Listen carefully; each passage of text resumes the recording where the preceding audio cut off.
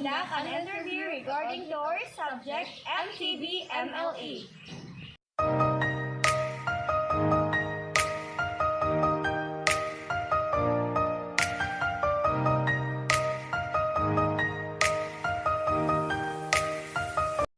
Good morning, ma'am. I am Meh-nia And I am Gallardo. And we are from MTB College, a BEd student. We are here to conduct an interview that is related to our course MTB-MLE. So now, ma'am, let's start. Let's begin. So, what mother tongue are you using in your class?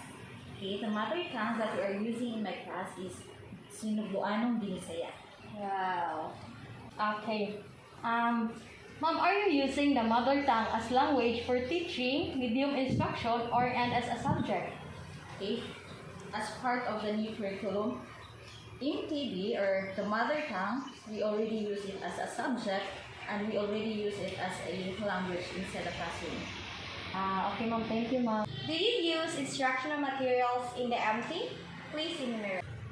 Yes, we use different instructional materials, especially in teaching primary learners, in teaching reading, and with that, we give them different instructional materials like reading materials and instructional video lessons. Ma'am, do you find it easy or difficult in using the mother tongue as a medium of instruction or language of teaching, and why? For me, a bit yes and a bit of no. Because using mother tongue as a language in teaching, for me as a teacher and newly in this profession, it is easy for me to communicate with the learners. So, and the learners they find it easy to communicate it with me. But as a subject, I don't think so if it is easy. Because there are times, especially the words, especially if we are teaching colors, numbers, it is very difficult. For example, nagtudlo ka sa math, may yung pag napulog-tulog, may yung bata, ma'am, unsa na napulog-tulog? Kauhaan. So it's really difficult for them to understand. Next is the colors. Ma'am, unsa na dalag? Unsa na nga color ka ng kahig? So there is a little bit of confusion between the learners and the teacher. Okay, so if you're teaching MT as a subject, do you find it easy or difficult? Why? As what I have said a while ago, a bit yes and a bit no. Because there is always a confusion, especially from the primary readers, from kinder and the transition from kinder to grade 1 and grade 1 to grade 2. So there is always a confusion. So it is hard for the teacher on how he or she deliver the topic so that it will be easy for the learners to understand. Do you use the mother tongue in singing songs or reciting poems? If yes, ma'am, please tell the title of the song or the title poem. Sometimes we use, not just me, but my co-teachers, sometimes we use our own language songs. It depends on the topic. If that song is applicable for that topic, we use that song. But if not, we use the empty songs for energizer. For example, what song is that? Ako si Takuri, like that. Napu ka sundalo. So there are different songs that we are using in energizing the learners, especially hapon na siya kay bukpa na siya kaya mga bata na tumangin na siya na energizer. So we use Bisaya song doon. Kaya muna expose naman sa sila sa balay. Do you find your learners enjoying the lessons with the use of the mother tongue? Yes or no? Describe their reactions. Yes, because using the mother tongue as the basic language of the learners, it will be easy for them to communicate. So, kung nakabalo na sila, nga, hala mo din ang answer. So, kung isa na sila.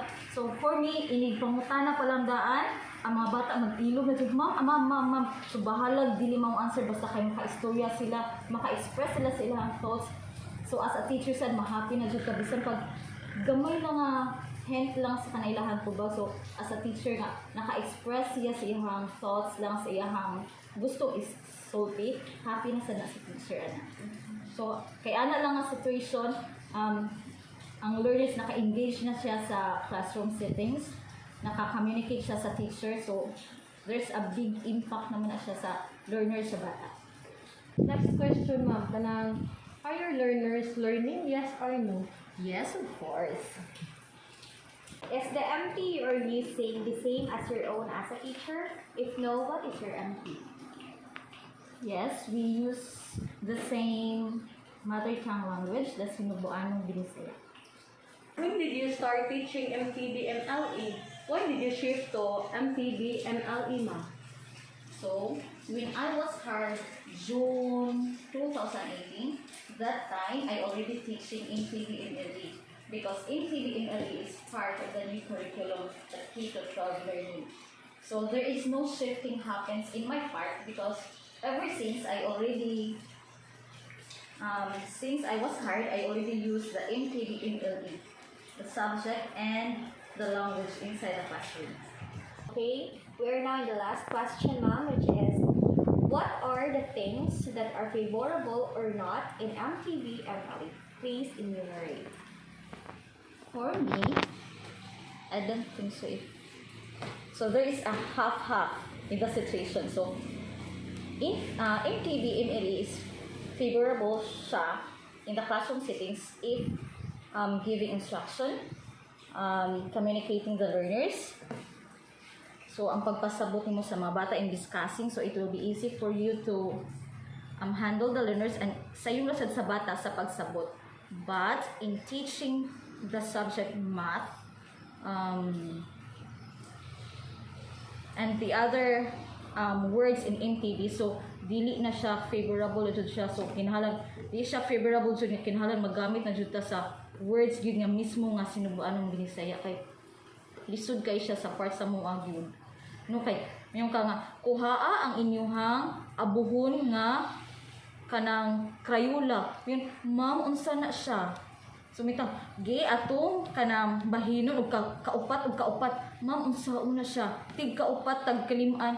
Ma'am, maglibog. So dili siya favorable good in all the aspects yun siya. So na half situation. Thank you, ma'am, for answering our questions.